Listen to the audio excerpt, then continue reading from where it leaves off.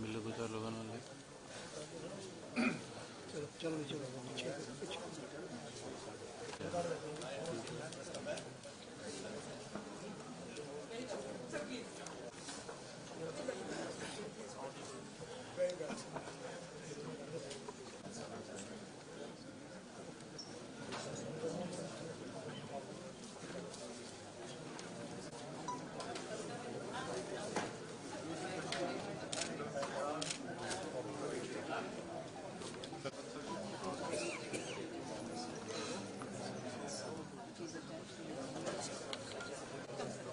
कुछ बैठो कौन बात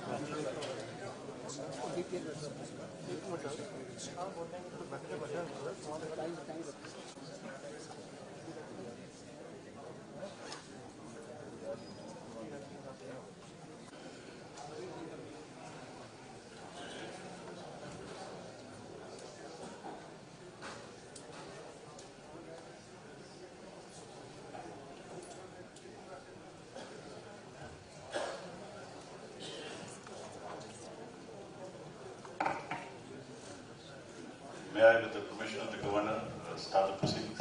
Thank you.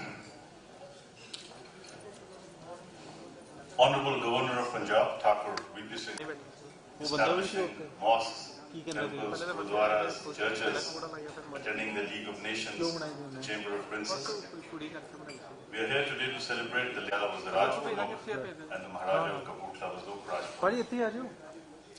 We will celebrate the writings, the statesmanship and the contribution to the annals of history by who stood up to his idols and convictions in the face of temporal authority and preferred to resign rather than succumb. The will to transcend as well as the tendency to settle for either option sometimes. A very special acknowledgement for Lensman Karan Puri. It approximates reality like nothing else, and when shots are taken and captured for eternity, as you will find in this book, an entire generation grew up accepting the version popularized at the time when privy purses were abolished. May I request Cynthia Mira to please tell... First ask that you overlook my accent. I may be American by birth, but I am proud to say I am a Punjabi by fate. And therefore, it was such a great honor for me to have co-authored Prince, Patron, and Patriarch, which pays tribute to one of the most legendary figures in Punjab's history, Maharaja Jagajit Singh of Kapurthala. His life and reign ushered in a period of eminence, of culture, expanding horizons, and notable public service. And we've sought to showcase his abundant life and gracious world by surveying the aesthetics and political events of Kapurthala state under its last real ruler. May I begin by extending a very warm welcome to His Excellency Governor V.P.S. Badnor, who has so graciously taken time out of his busy schedule to grace this occasion and formally launch this book. His Excellency made a recent visit to Kapurthala, and he can attest firsthand that Kapurthala has an extraordinary architectural heritage and legacy, which has recently been faithfully restored, and this remains an enduring testament to the Maharaja's respect for all of his constituents, regardless of their faith or beliefs. It's truly indeed fitting that we are here to launch this book on him in this great city of Chandigarh, because in addition to Maharaja Jagajit Singh's passion for architecture and building, which had earned him the sobriquet as the Shah Jahan of Kapurthala, Maharaja Jagajit Singh was so intrigued by urban planning and design. Kapurthala, under his direction, was once a very well laid out, well-planned city modeled after his beloved Paris, and was full of parks and gardens, and was even known once as the Paris of the Punjab.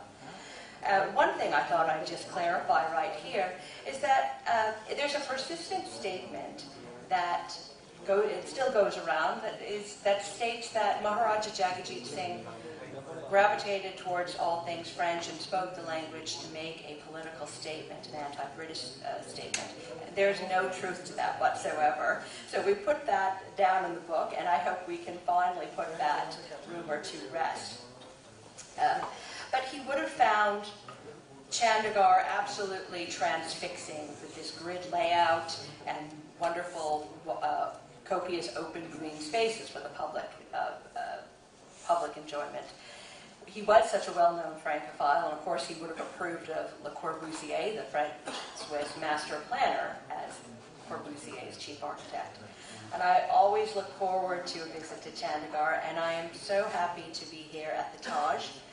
We have been so comfortable and warmly welcomed, and I must thank General Manager Surinder Singh and his staff. Maharaja Jagajit Singh was a world traveler, and he always stayed at some of the best hotels across the globe, and I think he too approved and appreciated the comforts and amenities and service we're finding here at the Taj. On the subject of his travels, I'm often asked, well, where did Maharaja Jagajit Singh travel to? It's far easier for me to say, to just list a handful of places where he did not travel. So prolific were his voyagers. I think we should also remember that Chandigarh was first built to represent a new Punjab, post-partition, post-independence. And well, Maharaja Jagajit Singh was in many ways a very traditional ruler who respected and upheld the customs of his forebears. I really would like to underscore that he thoroughly embraced modernity. He was a very forward-looking ruler.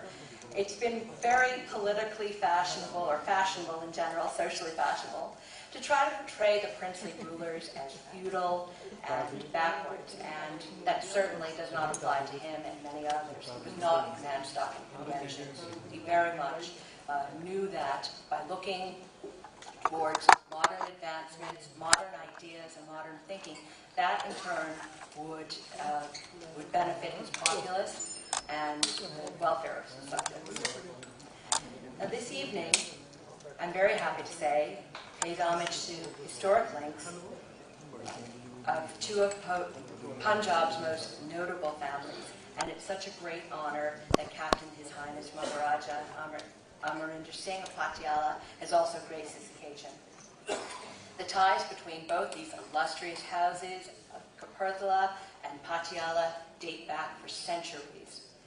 And these two generations here tonight represent that and demonstrate that the bond of fraternity between these two families is not only enduring, but it is indeed sacred. Members of these two noble families have throughout the ages actively served to protect the people of this land against both not only the people of Punjab, but all Indians, with their distinguished careers in the glorious Indian Army. Upon his retirement, carefree, without just relaxing. However, for public benefit, you've made sacrifices, holding the demands of the 20th Act in its title, for you are indeed the people's Maharaja. And I can well relate. To His Highness Maharaja Patiala, my senior prince, and most important, a colleague, a friend, the brother officer, I say thank you, sir. You have honored us today, and I am profoundly indebted and grateful for all the help and kindness shown to me in the final culmination of this venture, which would not have happened but had not been for the kind support of our Chief Minister. To my co-author, I would actually refer to her as the author. I was too, I think, soaked in my double monk's rum that I wasn't even coherent when I was talking to her. She had to make sense of everything I put together.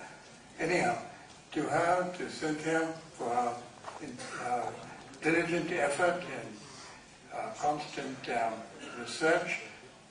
But for all this effort, I can assure you this book would never have seen the light of day. So to her, I say, thank you, Cynthia. Thank you very much. You would like to know what is the purpose behind this partition. That the distorted prism of history, it was a sort of contrived distortion, if I may say so, where it became fashionable to use the print media, the celluloid media, and all other forms of media to portray the princely order, the landed gentry, the Thakurs, the Nawabs, the rayats of this country as the main culprits of everything that was wrong in society.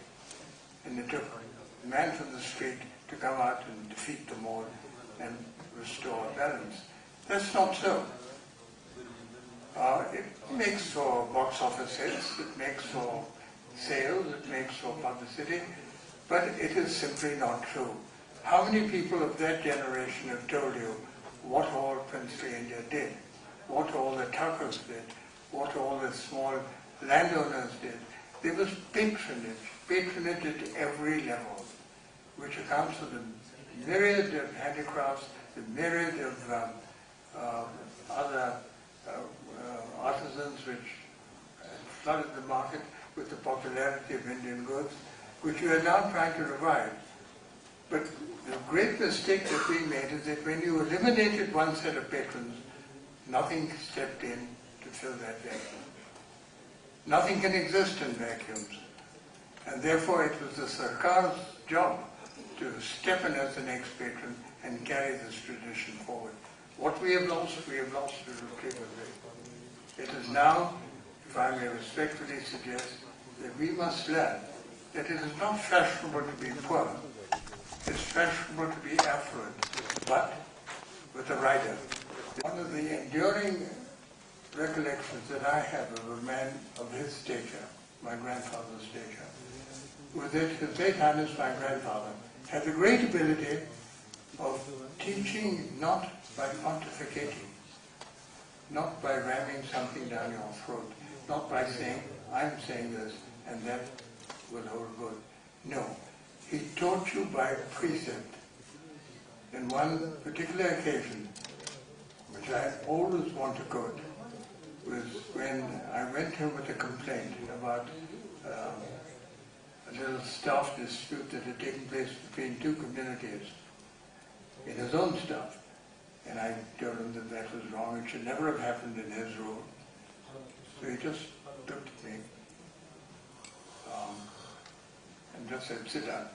Now I knew I was in for a bit of a ticking off, because otherwise he would say, please sit down. But when he used to say, sit down, that meant you're in for a ticking off. So I sat gingerly at the edge of my chair. He said, were you present? I said, no. He said, then how did you know about this? I said, it came to me as a report. He said, were there any witnesses? I said, not that I know of. Did you investigate? Of course I had to admit no. Now I knew I was in for it in a big way. So he put his hand on my shoulder and he said, son, listen to me and never forget what I'm going to tell you. In all matters where you are administering justice or seeking to administer justice, in all matters concerning denominational issues, all matters of the heart, never listen to what you hear without checking, and never speak your mind.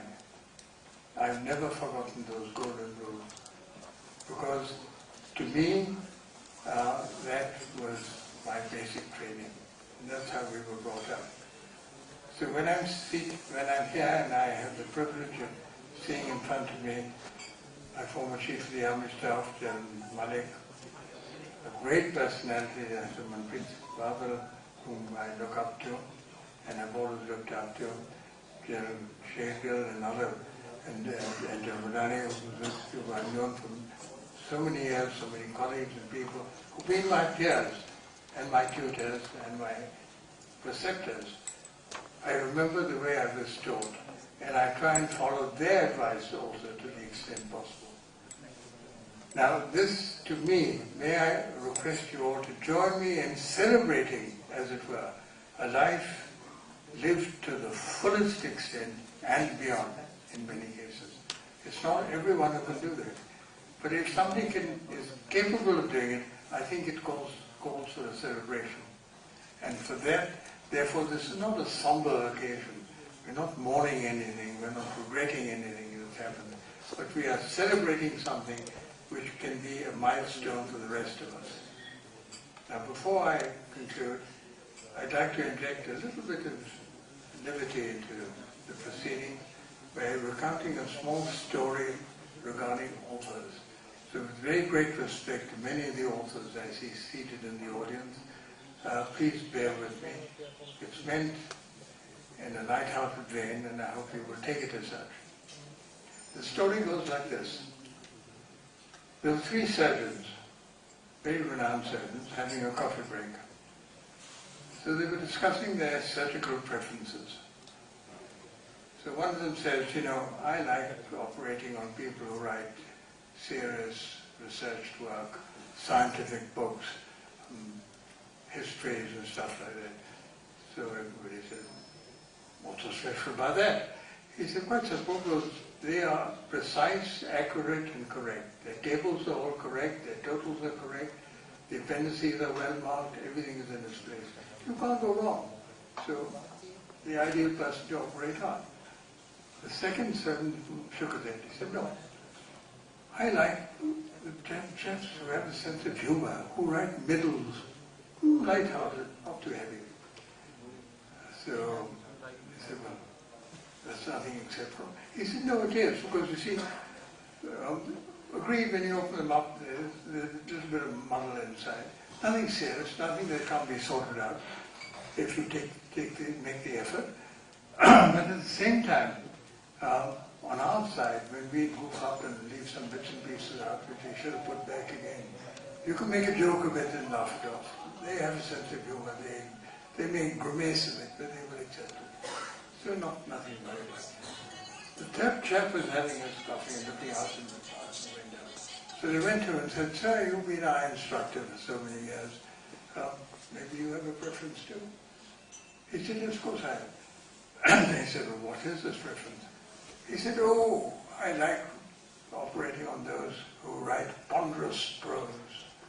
You know, those people who think that the weight of the world rests on their shoulders, and that what they say is so oracle-like that if people don't listen to them, the world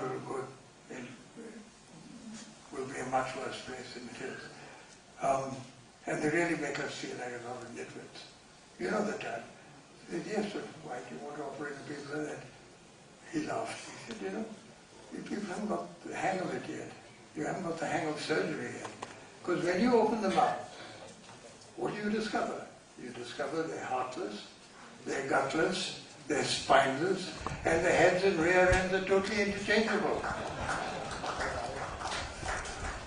So, on that note, I would like to be advised as to which of these 3 I should consult. Thank you.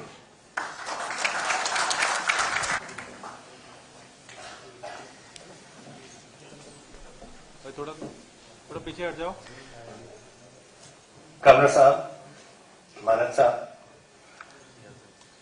Cynthia Frederick, ladies and gentlemen,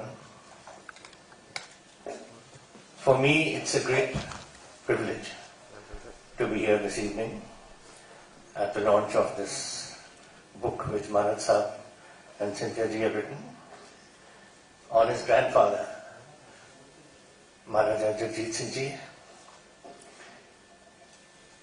I have a very vague recollection of just one meeting when he came to be sworn in as the Uprat Pramukh of Pepsu in 1948. I was just 6 years old.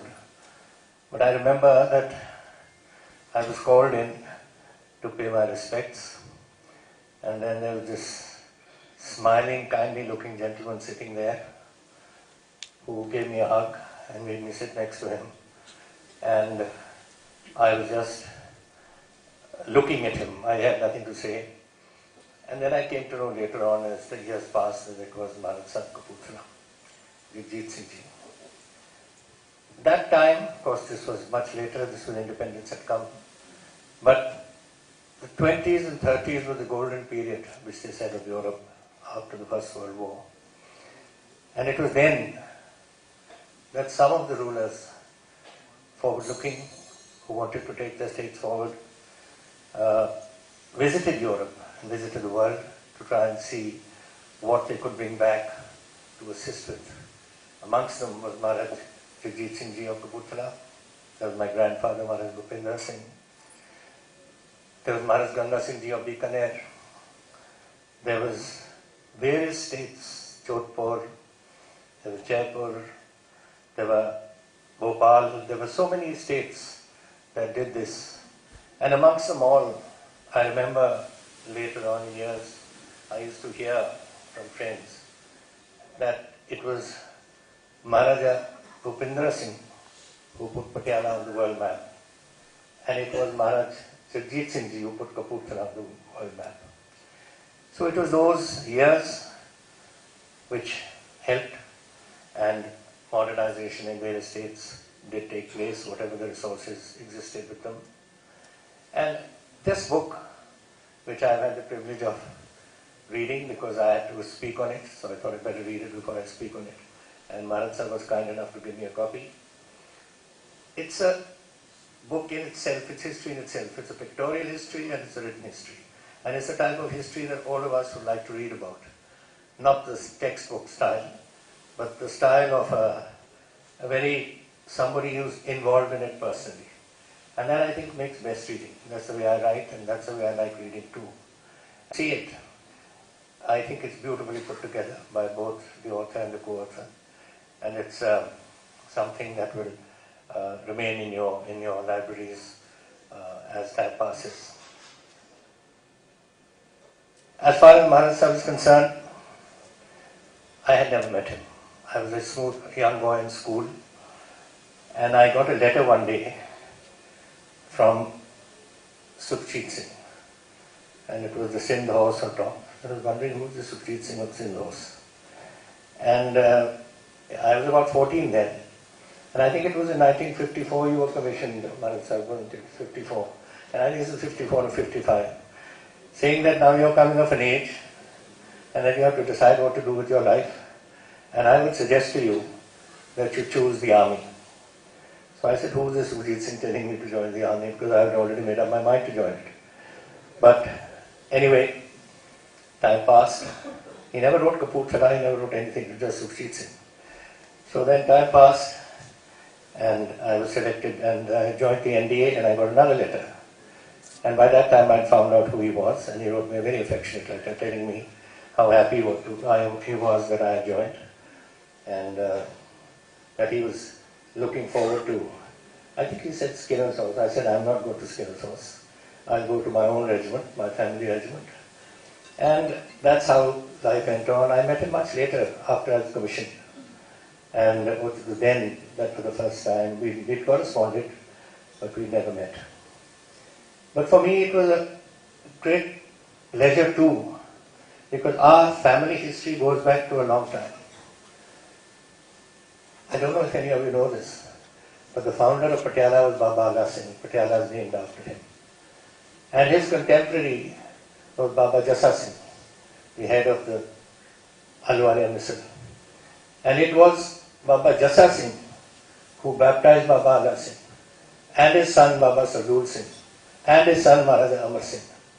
And it was Sardul Singh who was killed in the Bhati Wars, and Sardulgarh is named after him.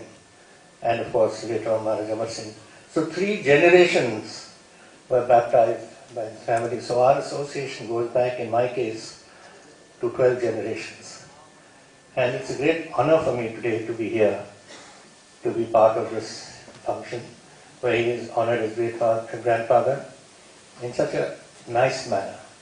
And I took me some time reading that book, but I think you would all enjoy it. Now as to Maharaj Sahib, I think I will just read out what the army says of him, and that should sum it all up.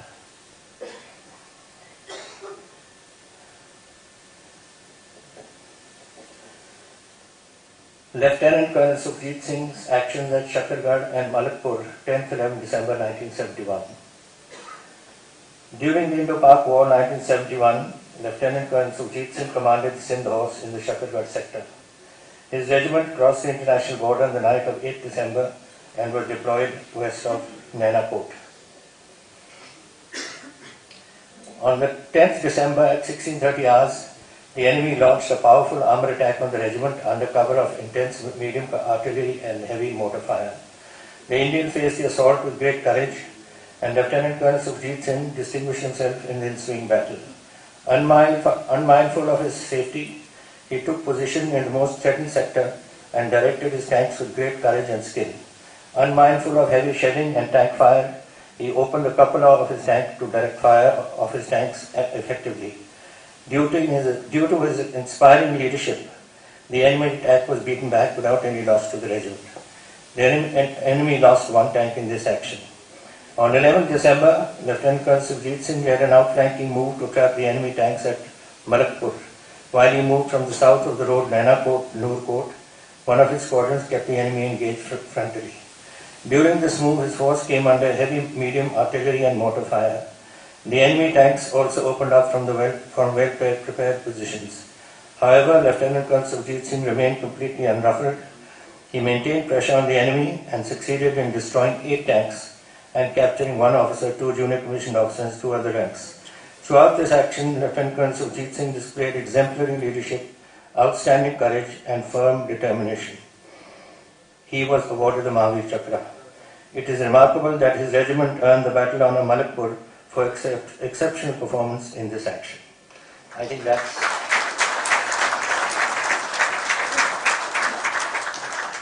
sums up Bharat Sahib's character, his ability, and his years as a distinguished soldier. It's a pity that he left the army. He left the army on a matter of principle. And I did talk to him then, because I think we lost in him. I don't know if he would have made chief, but he would have certainly made an army commander. And it was India's loss, the Indian Army's loss. But it's great to know that he's still at it, and he's written such a wonderful book, which doesn't start only at Maharaj Jagjit Singh. It starts from Baba Jassa Singh onwards, downwards to now. So it covers the entire spectrum of the Kapurthala family. So thank you, sir. I think you have added a great deal. You are, as I have always considered you, my elder brother, and I have always taken your advice, and I shall always continue to do so. And I hope that this book, which I am sure will be a great success. Thank you.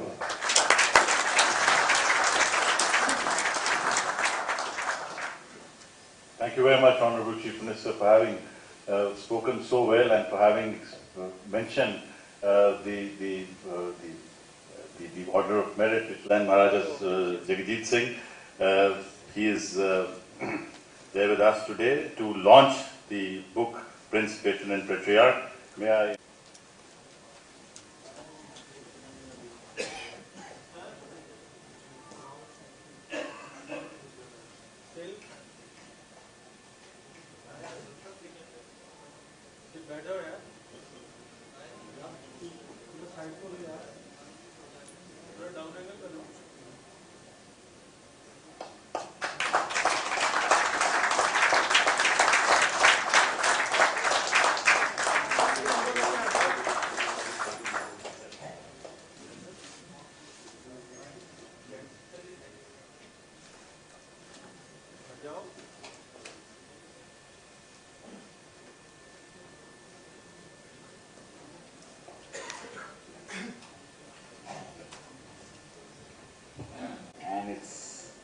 great to be launching a book today. I am also, I think, honored between 2 very important Maharajas, even if they are in the democratic system today, sitting between them, or sandwiched between them, if I can say so. Captain Sahib, Member of Parliaments, ex-Member of Parliaments, bureaucrats, journals. I think I see lots of writers and well, this, I feel very honored to be between this very august gathering today. much has been said about this book, and I must first and foremost congratulate Rolly Books. I think they have done a great job. It's a book one must possess. Even looking at what it is, and Cynthia, I think you must have done a lot of work, the photographs. I just had a peep into it. I haven't read it like Captain Saab said so. But it's a lovely book. It's something that any and everybody would be just proud to have it with them. It's more than a coffee table because it has so much research in it, but it's got such beautiful photographs of the erstwhile state. The setting is also very interesting. Setting between the 1870 and 1875 and 1949, isn't it? That's the time that that's between the first and the second industrial revolution. It also happens to be the time that the First and the Second World War took place. It is one, and people say it was one of those centuries. People were so happy to be in that century. And people remember that century because they feel that they were there when lots of things happened. The techno revolution also took place after the Second World War, and he was there. And that is the setting, and also the times when Captain Saab was very right. Interestingly, if you look at that period, that was the time that all the rulers were really exemplary and legendary. You had Maharaja Bhupendra Singh Ji, you had Jagtj Ji, and in Rajasthan, if you look at it, Ganga Singh Ji, who brought in the Ganga Canal, who, you know, people say the Maharajas and they were not benevolent Rajas and Maharajas. Imagine Maharaja Ganga Singh Ji, borrowed money from the Bank of England to start this Ganga Canal, which is the Indira Gandhi canal today. He borrowed money. There was at that time lots of Umaid Singh Jis, very interestingly, sir. Maharaja Umaid Singh Ji, the famous Umaid Bhavan and all that was Jodhpur. Kishangarh also had an Umaid Singh Ji. Kota also had an Umaid Singh Ji, and they did so much for their state. I don't know why they all had Umaid Singh Ji. Umaid means Vikas or Umaid that you look forward to and things like that. But they were all Umaid, and everybody had an Umaid from them. That is the setting of this time. And, well, but I was a little disappointed when I went to Kapurthala. The Jagtj Palace, where I wanted to go and see.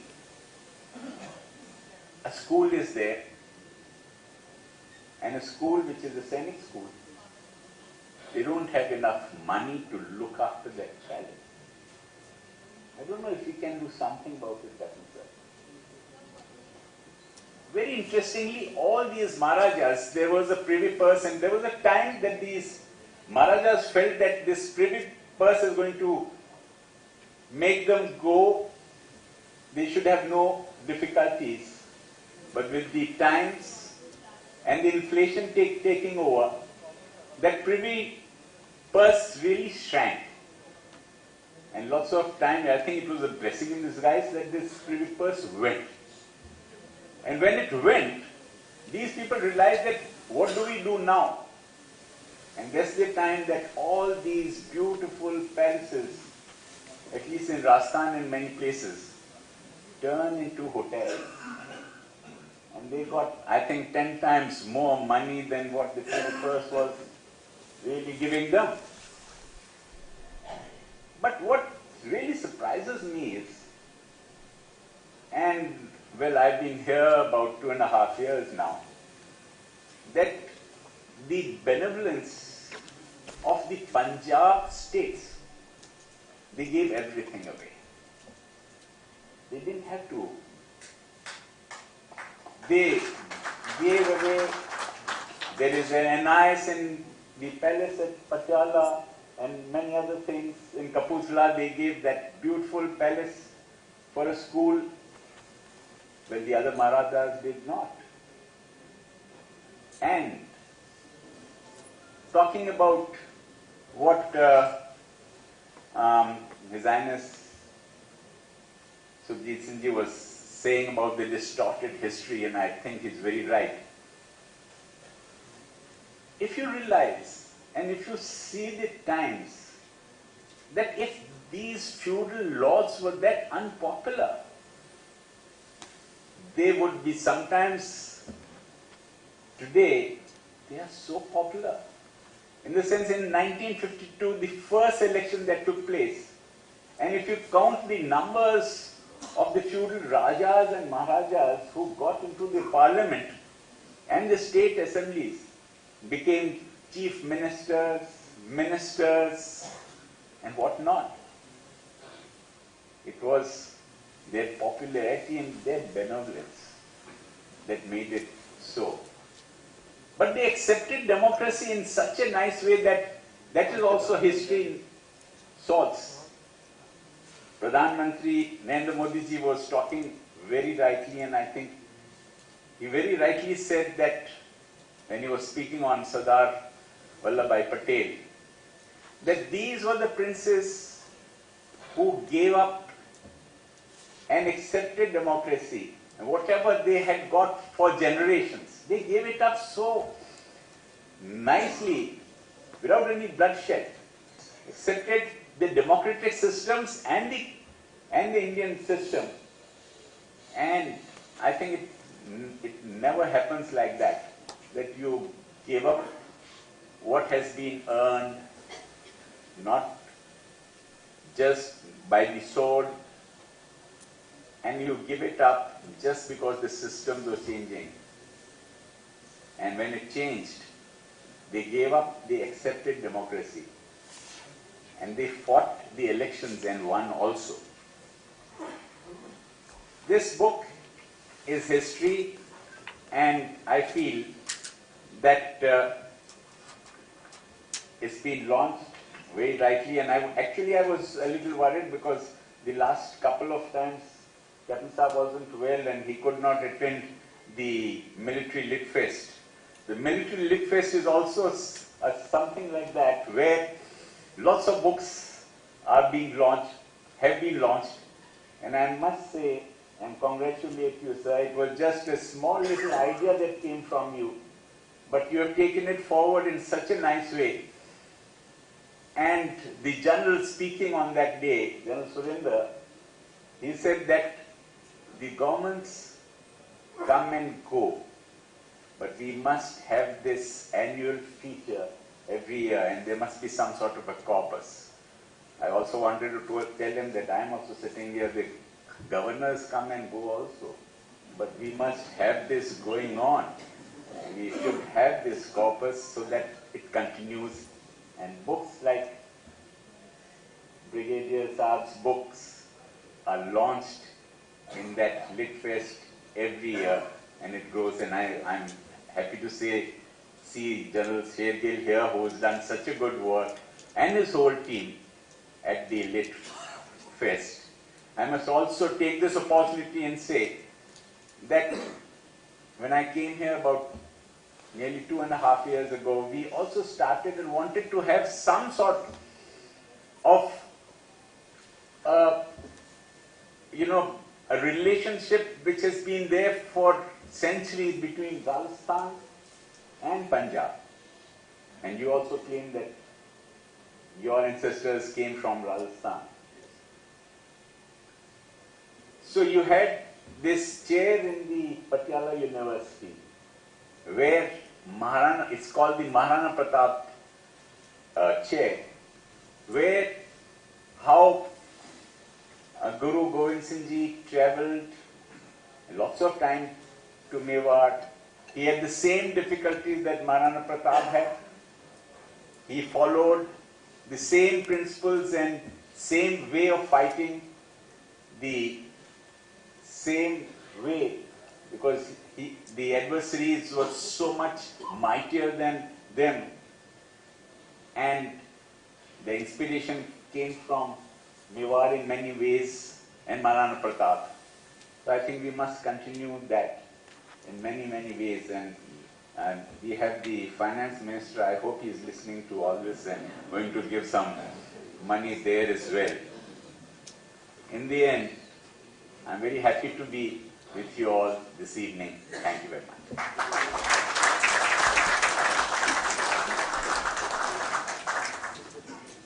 Thank you very much, Honorable Governor, for launching the book and for his wonderful narration of events and for linking the histories of Punjab and Rajasthan. For topic Cynthia to please propose the final vote of thanks.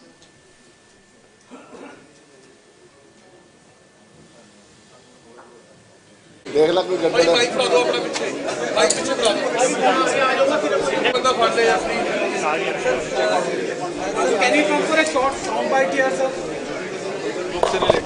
किताब तो हो गई release हुण मेरे नाल की करना सियासत ना पूछना चुप यार operation sir oh thank you successful हो गया सर आज बुक लॉन्च कितने बार Kapurthala, Brigadier Sukhjit Singh ji, and it's about his grandfather, who was a great man in his time, and he has written about him on various facets of his life. And I think it's a great book. I have been through it, and I think it's everyone should read it. Sir, Union government has allotted type 7 and 8 quotas for the BJP ruled state chief minister. We are talking about the book now. Only about the book. Only about the book. Sorry? Kartarpur ਲਾਂਘੇ ਦੇ ਵਿੱਚ 9 ਤੋਂ 5 ਵਜੇ ਦਾ time ਦਿੱਤਾ ਹੈ ਪਾਕਿਸਤਾਨ ਨੇ ਕਿਹਾ ਹੈ ਕਿ 9 ਦੇਖੋ ਅੱਜ ਤੁਸੀਂ ਜਿਹੜੀਆਂ ਗੱਲਾਂ ਕਰਨੀਆਂ ਨੇ ਕਿਤਾਬ ਬਾਰੇ ਕਰੋ other things we will talk later on. Sir ਇੱਕ ਲਾਸਟ ਕੁਐਸਚਨ ਜਿਹੜਾ ਸਰ ਸੰਦੀਪ ਬਾਗੇ ਨੇ ਪਟੀਸ਼ਨ ਲਾਇਆ ਕਿ ਪੀਐਮ ਨੂੰ ਕਿ ਜਿਹੜਾ ਰਾਜੀਵ ਗਾਂਧੀ ਦਾ ਨਾਮ ਹੈਗਾ ਉਹ National schemes ਤੋਂ ਰਾਜੀਵ ਗਾਂਧੀ ਦਾ ਨਾਮ ਹਟਾਤਾ ਜਾਏ. What petition? Sandeep Bahadur has given a statement that there will be... National schemes ਤੋਂ ਰਾਜੀਵ ਗਾਂਧੀ ਦਾ ਨਾਮ ਹਟਾਤਾ ਜਾਏ. ਕਿਦਾਂ ਦੇਖਦੇ ਹੋ ਸਰ? ਦੇਖੋ there are 2 or 3 people I never respond to because ਰੋਜ਼ ਹੀ ਕੋਈ ਨਾ ਕੋਈ ਨਵੀਂ ਗੱਲ ਕੱਢਦੇ ਨੇ. ਇੱਕ ਆ ਹੈ ਜਿਹਦੀ ਤੁਸੀਂ ਗੱਲ ਕਰ ਰਹੇ ਹੋ, ਇੱਕ ਦੋ ਹੋਰ ਨੇ. ਬਸ ਚਲੋ ਚਲੋ ਸਰ ਕਾਲਾ ਚਿੱਟਾ ਲਾਲ ਨਹੀਂ ਕਰ ਰਹੀ ਹੋ ਗਿਆ ਕਾਲਾ ਚਿੱਟਾ ਕਾਲਾ